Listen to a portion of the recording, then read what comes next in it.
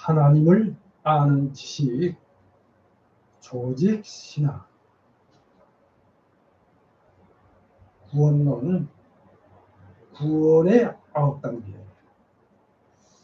오늘은 부르심, 소명, 이렇게 제목이 되겠습니다. 하나님을 알자, 힘써 알자. 하나님에 대한 지식, 조직신학, 구원론, 부르심, 소명, 이렇게 오늘의 주제로 말씀을 드리겠습니다. 저는 어려서부터 호기심이 많은 아이였습니다. 그래서 그런지 이런저런 여러 가지 의문들을 끊임없이 생각해 내곤 했었더랬습니다. 죄로 인하여 죄인으로 타락한 인류에 대해서 의문이 들어 많은 생각을 하였습니다. 그러나 그 의문은 좀처럼 풀리지 않고 저희 뇌리에서 사라지지 않고 자리를 잡았습니다. 그러던 중 성인이 된 후 어느 날인가 성경을 읽던 중에 이 말씀을 읽게 되었습니다. 성경을 알았느니 성경은 능히 너로 하여금 그리스도 예수 안에 있는 믿음으로 말미암아 구원에 이르는 지혜가 있게 하느니라. 모든 성경은 하나님의 감동으로 된 것으로 교훈과 책망과 바르게 함과 의로 교육하기에 유익하니 이는 하나님의 사람으로 온전하게 하며 모든 선한 일을 행할 능력을 갖추게 하려 합니다. 디모데후서 3장 15절에서 17절에 사도 바울이 제자 디모데에게 한 서신서에서의 말씀입니다. 바로 이 말씀을 근거해서 성경에서 그 의미를 알았습니다. 오늘은 기독교 믿음의 근간이라고 할 수 있는 조직 신학에서 가르치는 조직 신학 구원론으로 소명에 관한 진리를 알아봅니다.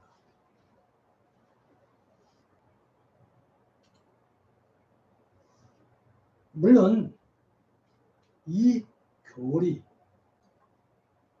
그러니까 구원론 역시 실제적으로나 교리적으로나 고귀한 가치를 가진 진리는 틀림이 없습니다.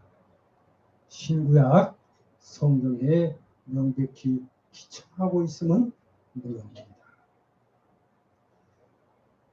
자, 그러므로 성경 이외의 다른 사려에서는 배울 수가 없고 다만 신앙으로서만 받아들일 수 있다는 것을 말씀을 드리면서 오늘의 말씀을 시작합니다.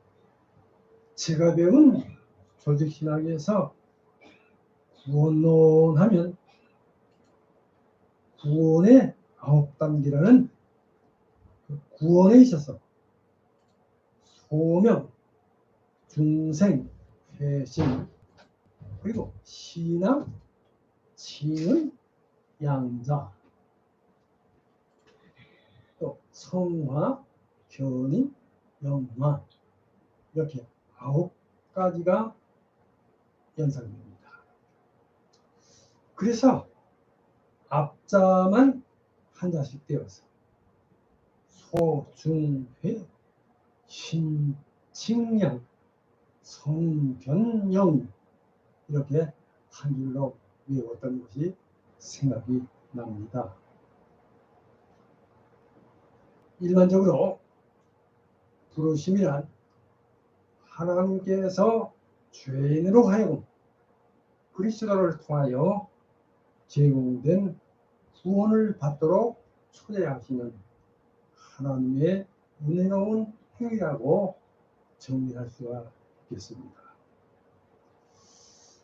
자, 이렇게 하나님은 죄인을 인도하여 그리스도인이 되게 하십니다.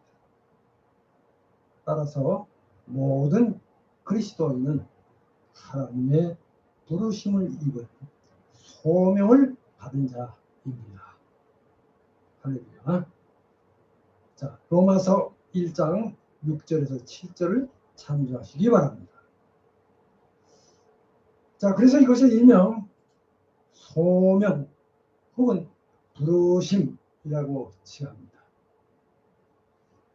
자, 이 부르심, 그러니까 이 소명은 외적이며 또는 내적입니다. 그래서 이 소명은 외적으로는 복음의 전도로 인하여, 내적으로는 성령의 역사, 사역으로 인하여 주어집니다.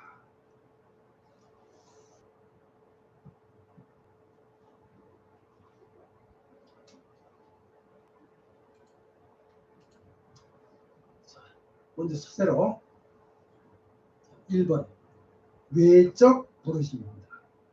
그래서 외적 소명 이렇게 제목이 됩니다.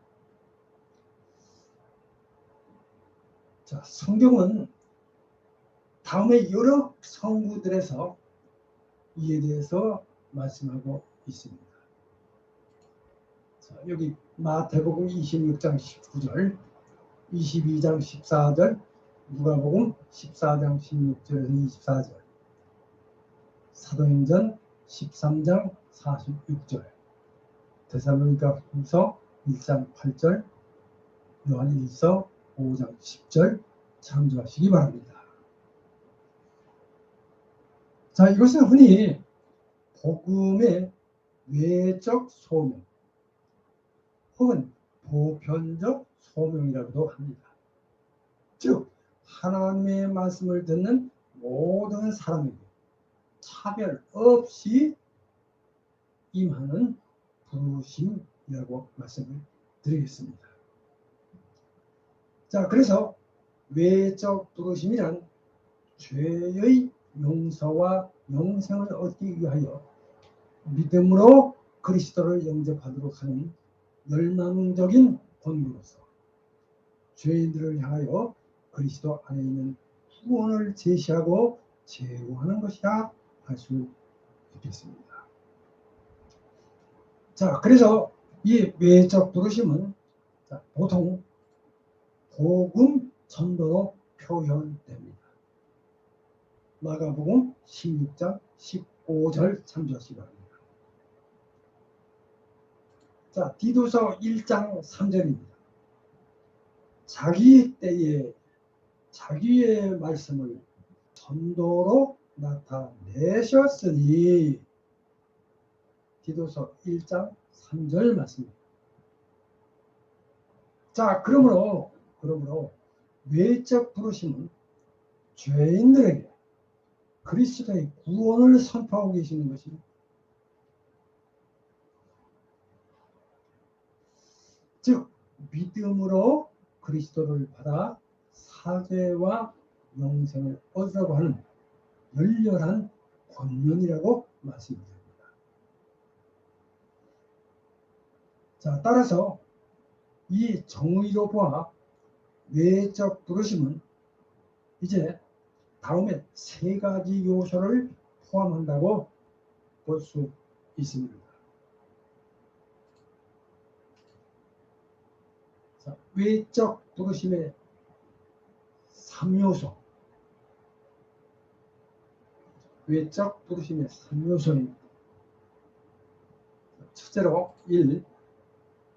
복음의 사실과 복음적 개념의 구원 교리 제시. 자, 십자가 부활 되겠습니다. 두 번째로 회개하고 예수 그리스도를 믿게 하는 회개와 믿음, 구원 초대, 이렇게 두 번째를 올려드립니다. 그 다음 3번. 세 번째는 죄의 용서와 구원의 약속. 이렇게 되어 있습니다. 그래서 사죄와 영생. 이렇게 이해하시면 되겠습니다. 자, 여기서 그 약속은 조건적이며 그 약속의 성취는 진정한 믿음과 회개의 방법에서만 기대될 수 있다는 것을 말씀을 드립니다.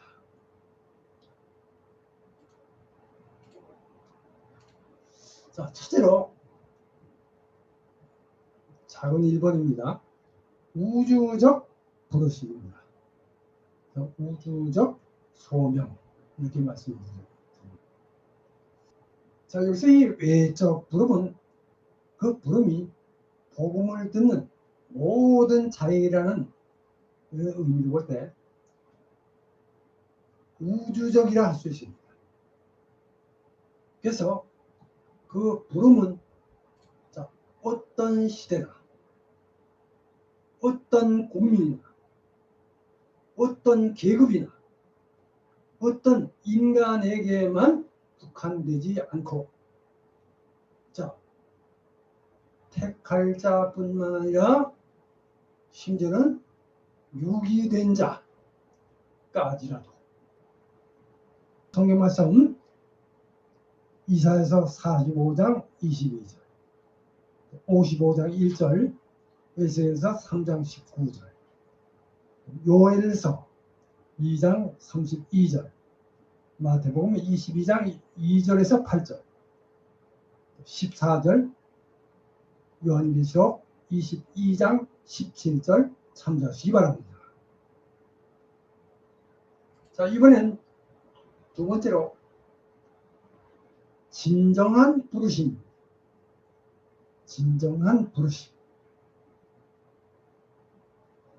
그러니까 자연적으로 이 부름은 하나님으로부터 내려오는 것으로서 진정한 의미를 가짐을 말씀드립니다.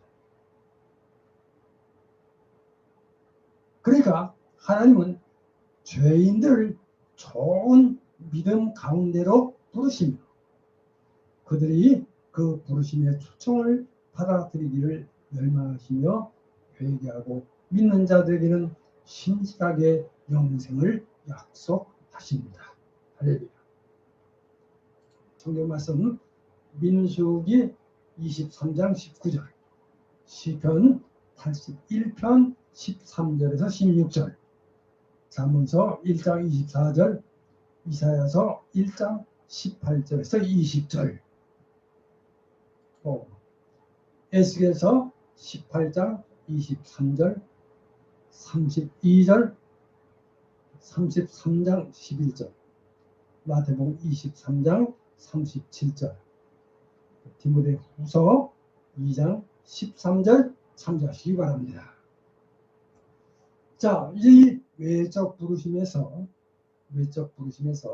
하나님은 죄인을 향한 요구를 계속 하십니다. 자, 만일 이 인간이 그 부름에 반응하지 않는다면 그 인간이 하나님의 요구를 멸시하는 것이므로 그의 죄가 훨씬 가증될 것입니다.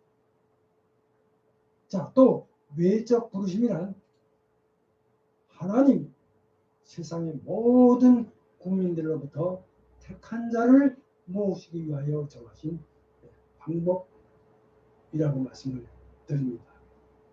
자, 로마서 10장 14절에서 17절 참조하시기 바랍니다. 자, 그런데 비록 죄인들이 이 부름을 욕되게 하더라도 하여간 죄인을 위한 하나님의 축복으로 간주되어야 합니다. 이사야서 1장 18절에서 20절, 에스겔서 3장 18절, 19절, 아모스서 8장 11절, 마태복음 12장 20절에서 24절, 23장 37절 참조하시기 바랍니다. 자, 이제 끝으로 이 부르심은 죄인을 정죄함에 있어서 하나님을 공의로우시다고 합니다. 자, 만일 죄인들이 구원의 그 제공을 멸시한다면 그들의 죄는 아주 명백하게 드러납니다. 이에 대해서 요한복음 5장 39절, 40절, 로마서 3장 5절, 6절, 19절 참조하시기 바랍니다.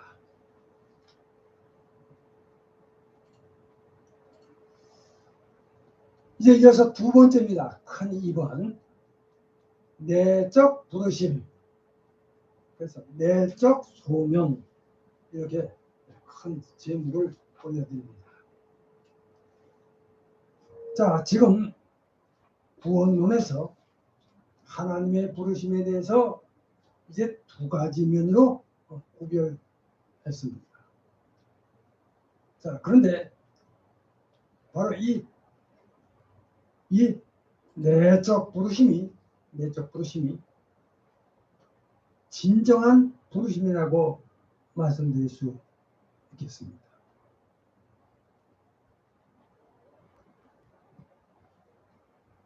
그러니까 이 내적 부르심, 그래서 내적 소명이란 성령의 역사로 외적 부르심을 효과 있게 만드는 것입니다. 그래서 이것은 유효한 부르심 또는 특별한 부르심이라고 합니다.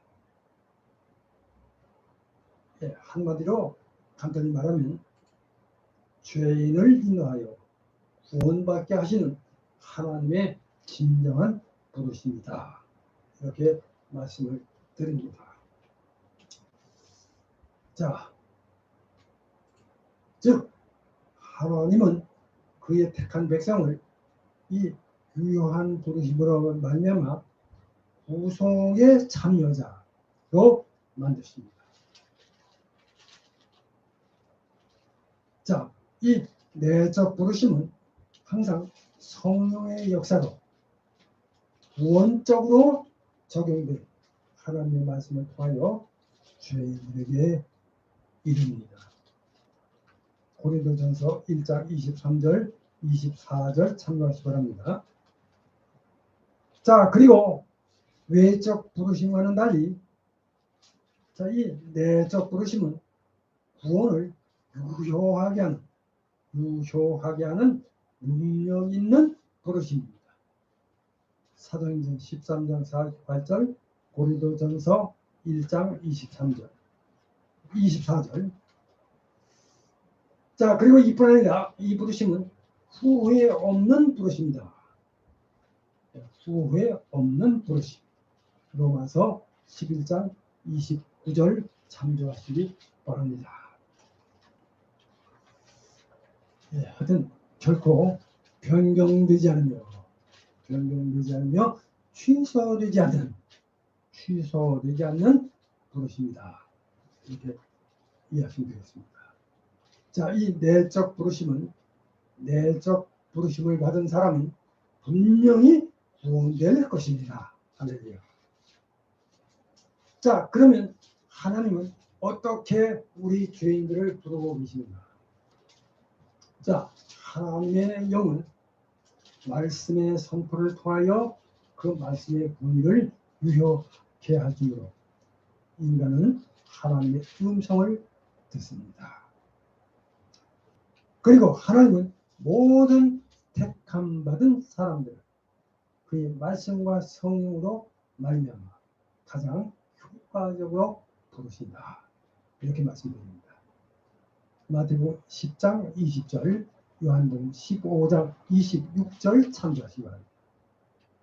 자, 그리고 그것은 성령에 의해서 제공된 이 기력의 호소합니다. 우리들은 그것을 의식합니다.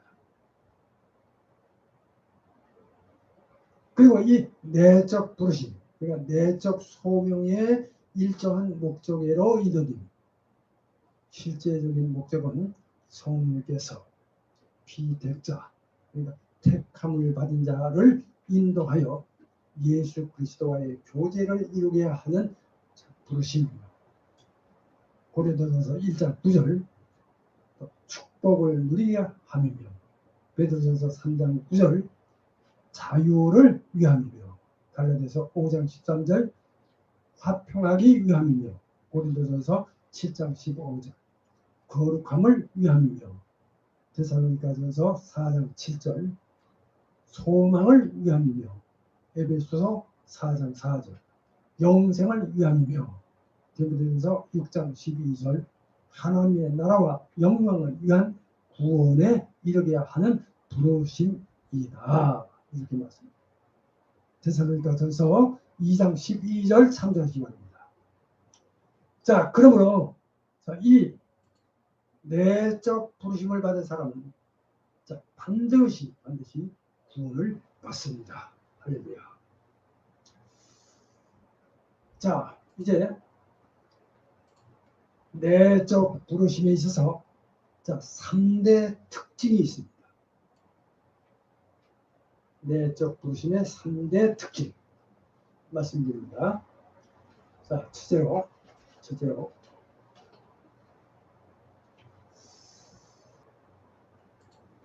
1번 성령의 역사를 통하여 하나님의 말씀이 구원적으로 적용된 부르심이다. 고린도전서 1장 23절에서 24절. 두 번째 능력 있는 부르심, 즉 구원에 이르게 하는 부르심이다. 사도행전 13장 48절입니다. 이어서 세 번째, 후회 없는 부르심이다. 후회 없는 부르심, 즉 절대로 변경하거나 취소하지 않는 부르심. 그래서 로마서 11장 29절 참조하시기 바랍니다. 알겠습니까? 자, 이제 결론을 말씀드립니다. 이상 성경적으로 소명에 관하여 알아봤습니다. 물론 이 역시 여러 가지 특성을 내포하고 있기에 신앙의 위대한 신비 중 하나, 인간의 이해를 훨씬 초월하고 있는 것임을 다시 한번 말씀을 드립니다.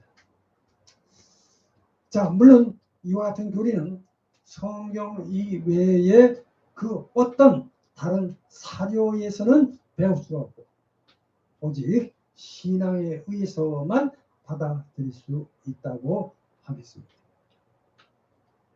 자, 하나님은 죄인을 인하여 그리스도인이 되게 하십니다. 따라서 모든 그리스도인은 하나님의 부르심을 입은 자입니다. 로마서 1장 6절에서 7절 참조하시기 바랍니다. 자, 이것을 가리켜서 일명 소명 혹은 부르심이라고 칭합니다. 자, 이 소명은 외적으로는 복음의 선배로 인하여, 내적으로는 성령의 역사, 사역으로 인하여 주어집니다. 다만 여기서 중요한 것은 하나님께서 범죄하고 타락한 인간이 구원에 이르는 하나님을 아는 지식인, 하나님에 대한 지식, 신지식으로 하나님을 알고 믿어 구원에 이르는 은혜에 참여하기를 원하시고 축복하신다는 점입니다. 이 점을 믿으시고 우리 모두 다 믿음 생활 잘 하셔서 하나님의 구원에 참여하시는 여러분 되시기를 주의 이름으로 축복합니다. 이제 생각해보기 두 가지 말씀을 드립니다. 자, 생각해보기 1번 사도행전 16장 44절에 보면 자, 루디아가 나옵니다. 그래서 사도행전 16장 44절에 루디아의 경우에 내적 소명과 외적 소명에 대해서 생각해 보시기 바랍니다. 그 다음에 두 번째 한 가지 더, 두 번째 하나님의 부르심과 택하심을 굳게 하는 비결에 대해서 베드로후서 1장 5절에서 11절을 참조하시고 생각해 보시기 바랍니다. 이제 다음 시간에는 더 좋은 말씀으로 함께 하겠습니다. 기도합니다.